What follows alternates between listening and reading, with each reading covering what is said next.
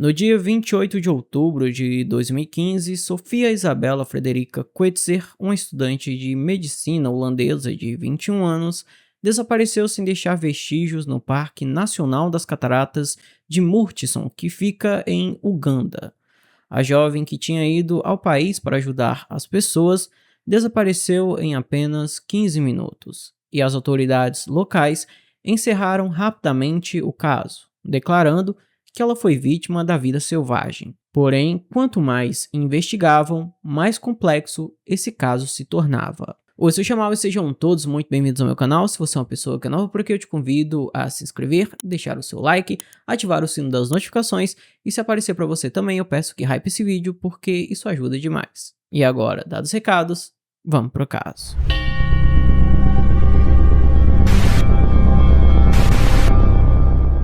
Sofia nasceu no dia 7 de dezembro de 1993 em Amsterdã, na Holanda, sendo filha de Gerard Coetzer e Maria Sleegerman.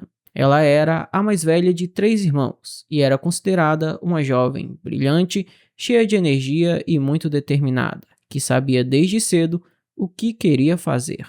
Na juventude, Sofia dedicou vários anos ao teatro, onde aprendeu a superar o medo do palco e a pressão dos holofotes, mas sua verdadeira vocação era a medicina e o desejo de ajudar pessoas nos cantos mais remotos do planeta.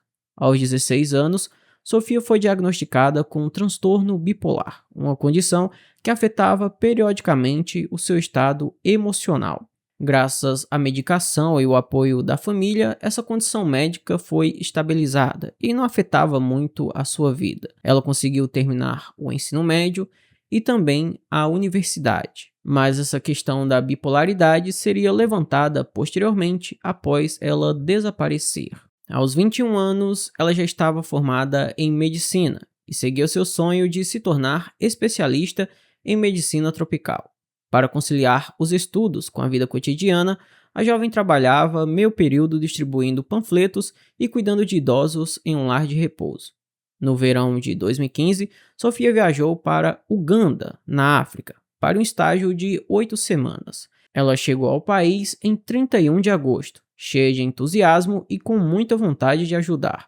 Sofia trabalhou no Hospital Lubaga, em Kampala, auxiliando em cirurgias, partos e realizando qualquer tarefa que surgisse.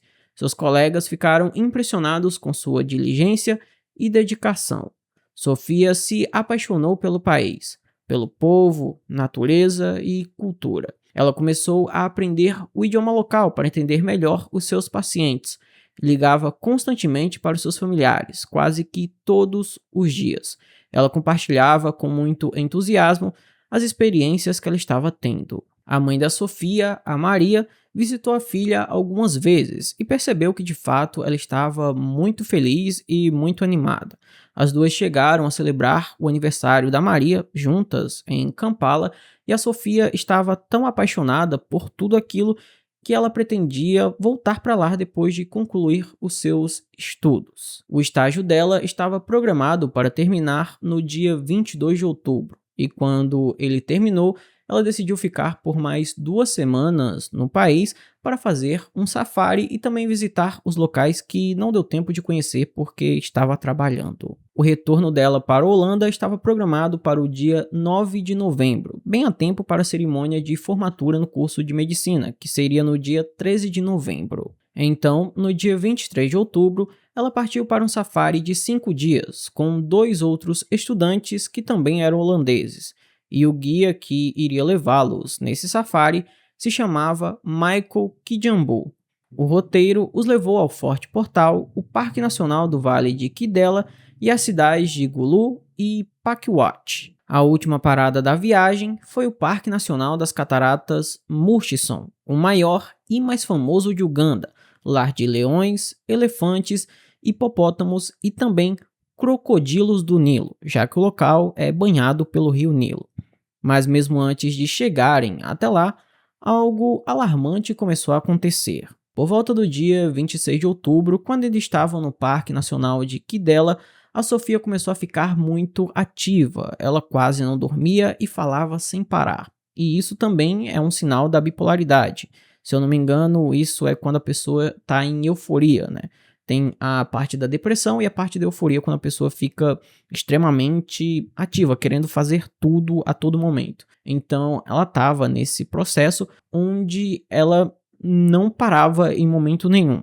Então, um funcionário do parque chamado Steven Niadro, ele percebeu que de fato a Sofia estava muito alterada, escutando música até tarde, não dormindo quase nada, acordando muito cedo, ficando incomodada com tudo, e ele percebeu que o quadro mental dela não estava nada bom. Então, ele ligou lá para o Michael Kijambu e falou que ele deveria reduzir esse safari para que ela pudesse ser levada a um centro médico para avaliar se estava tudo bem ali com a cabeça dela. Mas o guia turístico, né, o guia do safari, decidiu não fazer isso e seguir o roteiro como ele havia planejado. Então, no dia 28 de outubro, por volta do meio-dia, o grupo chegou ao Parque Nacional das Cataratas de Murchison. Após um passeio de barco no Nilo Vitoriano, eles se instalaram no Centro de Educação Estudantil, um acampamento simples com pequenas cabanas e banheiros compartilhados, localizado a aproximadamente 40 metros da acomodação. Por volta das 18 horas e 30 minutos, ao pôr do sol, Sophie pegou uma pequena garrafa de plástico vazia e foi em direção ao bloco sanitário. Um dos funcionários do acampamento a viu perto das latrinas, parada e olhando pensativamente para o rio, que ficava a cerca de 600 metros de distância. Esse foi o último avistamento confirmado da Sofia. Após isso, passaram-se alguns minutos e os amigos da Sofia perceberam que tinha algo errado. Então, eles saíram para procurá-la e não a encontraram em lugar nenhum. Eles começaram a gritar o nome dela e tentar encontrá-la ali por perto, mas a Sofia havia sumido. Cerca de 15 minutos depois, eles relataram o desaparecimento da Sofia aos guardas florestais locais, que eram especialistas ali na região. Eles começaram a procurar por ela, mas a noite era muito densa, era muito complicado de enxergar. Mesmo que eles estivessem usando lanternas e eles conhecessem a região, era muito difícil se mover ali pelo mato. Os amigos da Sofia começaram a tocar a música que ela gostava ali no som do carro para tentar fazer com que ela ouvisse e acabasse respondendo, mas isso não deu certo. E os guardas também não conseguiram encontrar absolutamente nada. Quando deu por volta das 21 horas, como ainda não haviam conseguido encontrar a Sofia, um dos amigos dela fez uma ligação devastadora para a mãe dela, a Maria. A mulher havia visitado a filha recentemente e ainda estava em Uganda. Ela ficou arrasada com aquela notícia e, sem perder tempo, começou a se dirigir até o local. Na manhã seguinte, 29 de outubro, a operação de busca foi ampliada. Policiais e militares juntaram-se aos guardas florestais. Logo, a primeira descoberta foi feita: aquela garrafa de plástico que a Sofia estava carregando. Essa garrafa estava a somente 5 metros de distância da margem do rio, então eles começaram a acreditar que ela poderia ter se envolvido em algum acidente com os hipopótamos, que são animais extremamente difíceis de lidar e muito territorialistas, se eu não me engano, então eles são muito perigosos, ou ela poderia ter se envolvido em algum acidente com um crocodilo. Os crocodilos do Nilo, principalmente, que são enormes. Então, tinha essas duas possibilidades. Mas no dia 30 de outubro, cerca de 40 horas depois do desaparecimento dela, as autoridades encontraram algo muito estranho. Não muito distante de onde a garrafa foi encontrada, os pertences pessoais da Sofia também foram encontrados espalhados. Era uma cena bem incomum. Entre os achados estavam calças de caminhada, um sapato, óculos de sol, uma nota de 1.000 shillings rasgada e uma sacola de lembranças vazia. A roupa íntima de Sofia estava pendurada a cerca de 4 a 5 metros do chão e pedaços de tecido de sua calça foram encontrados emaranhados nos galhos das árvores. A disposição dos itens parecia muito sem sentido. Além disso, não haviam sinais visíveis de luta ou evidências biológicas no local. O mais estranho é que os guardas florestais já haviam revistado aquela área minuciosamente e não encontraram absolutamente nada. Mas 40 horas depois do desaparecimento dela, aqueles itens simplesmente foram encontrados. Então, Eles sempre estiveram ali e os guardas não a encontraram ou alguém os colocou lá posteriormente. O especialista em sobrevivência e investigador particular Thomas Cohen, após examinar fotografias dos achados, chegou a uma conclusão surpreendente. As calças pareciam ter sido cortadas com um objeto afiado, seguido de danos manuais, em vez de terem sido rasgadas por presas de animais. O especialista observou que animais selvagens não deixam os seus pertences organizados ou penduram eles em árvores. Toda aquela cena parecia muito artificial. A narrativa de que aquilo foi um acidente com animais selvagens era ótima para as autoridades de Uganda. Afinal, se aquilo foi apenas um acidente, então não houve um crime. Eles poderiam encerrar o caso e continuariam com uma boa reputação para os turistas. Mas os fatos eram muito questionáveis, porque ninguém ouviu nenhum barulho de animal ou nada do tipo. E também o trajeto até aquele rio era muito complicado de se fazer, principalmente durante a noite, que era muito escura, e ela não tinha uma lanterna, então a Sofia não teria como ter chegado ali naquele rio facilmente durante a noite. Até os especialistas tinham dificuldade para chegar lá. Além disso, quando os pertences da Sofia foram analisados, foi encontrado o DNA dela, que confirmava que de fato tudo aquilo pertencia a ela, mas também foi encontrado um perfil de DNA masculino que não foi identificado. Então, por que tinha um DNA masculino nos pertences dela? Esse DNA indicava que o que aconteceu ali poderia sim ter sido um crime. No dia 30 de outubro, a mãe da Sofia chegou até o local e estava acompanhada por representantes da Embaixada dos Países Baixos. As buscas foram imediatamente intensificadas, com envio de helicópteros e uma equipe de drones da Holanda, mas nenhum vestígio da Sofia foi encontrado. A cobertura da história pela mídia de Uganda foi muito discreta. A teoria do incidente com a vida selvagem foi aceita como a principal e o caso foi formalmente encerrado. Mas Maria não desistiu de sua busca e nos anos seguintes ela retornou a Uganda mais de 20 vezes, conduzindo a sua própria investigação e coletando informações. No ano de 2019, a Maria recebeu informações cruciais. O Stephen Niadro, aquele mesmo homem que disse que havia percebido que a Sofia estava muito estranha, relatou também que havia visto ela conversando com outro funcionário do parque.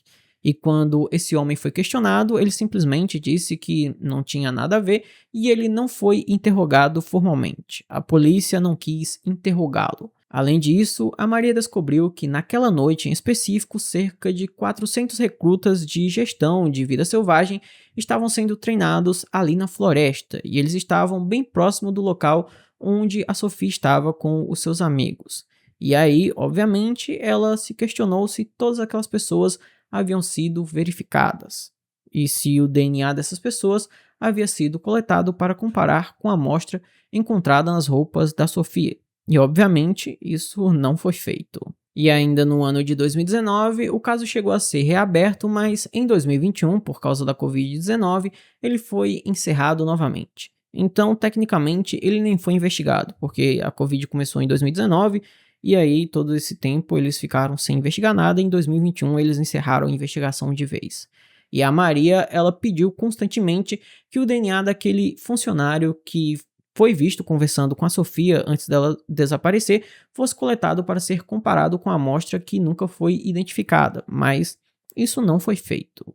Em junho de 2024, teve início o julgamento de Michael Kijambu, o guia que acompanhou o grupo da Sofia. Descobriu-se que ele não possuía uma licença válida, e a mãe da Sofia testemunhou no tribunal. Com as mãos trêmulas e lágrimas nos olhos, ela apresentou fotografias da filha e disse o seguinte: "Sinto-me incompleta sem Sofia. Já faz 9 anos que não comemoramos o aniversário dela." No julgamento, Steven Niadro confirmou que alertou o guia para procurar atendimento médico, mas ele não seguiu seu conselho. A acusação alegou que a negligência profissional dele contribuiu para o trágico desaparecimento da Sofia. No entanto, o processo contra ele acabou sendo arquivado pela Procuradoria-Geral, e esse foi o único julgamento relacionado ao caso, e mesmo assim não diz respeito diretamente ao desaparecimento da Sofia. A família, liderada principalmente pela Maria, a mãe da Sofia, segue lutando para descobrir o que de fato aconteceu.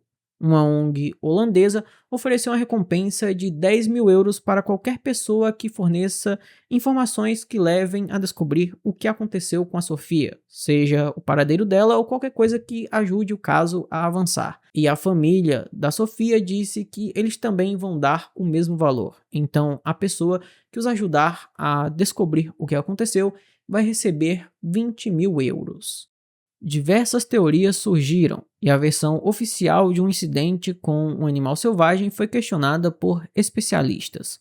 A teoria de que Sofia se perdeu não foi confirmada, já que nenhum vestígio foi encontrado e ela nunca foi localizada. A teoria de que ela tirou sua própria vida foi categoricamente rejeitada por sua família. Afinal, mesmo com todos os seus problemas, Sofia amava a vida, fazia planos para o futuro e aguardava ansiosamente por sua formatura. A teoria mais amplamente discutida é a da intervenção de terceiros. Essa teoria é sustentada pelos objetos que foram encontrados depois de 40 horas do desaparecimento dela, também pela presença de DNA masculino não identificado e pela presença de um grande número de pessoas nas proximidades.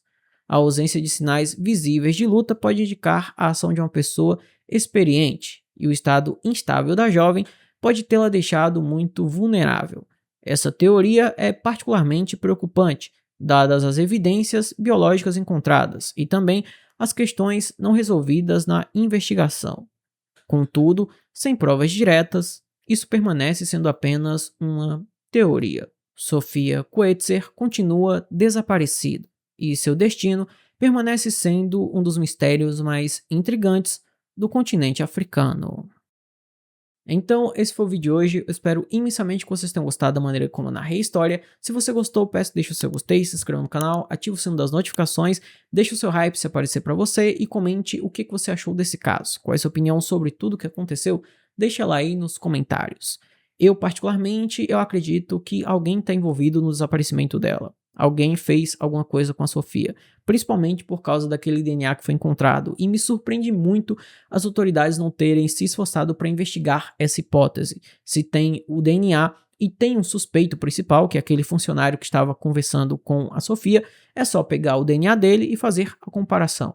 Simples. Mas as autoridades não querem fazer isso para não estragar o turismo local, sendo que deixar um caso como esse sem resposta, na minha opinião, estraga muito mais o turismo do que responder e punir quem fez alguma coisa com ela, né? Se alguém de fato fez, porque sempre tem a possibilidade dela estar instável mentalmente e algum animal ter feito alguma coisa com ela, mesmo que eu não acredite que foi isso que aconteceu.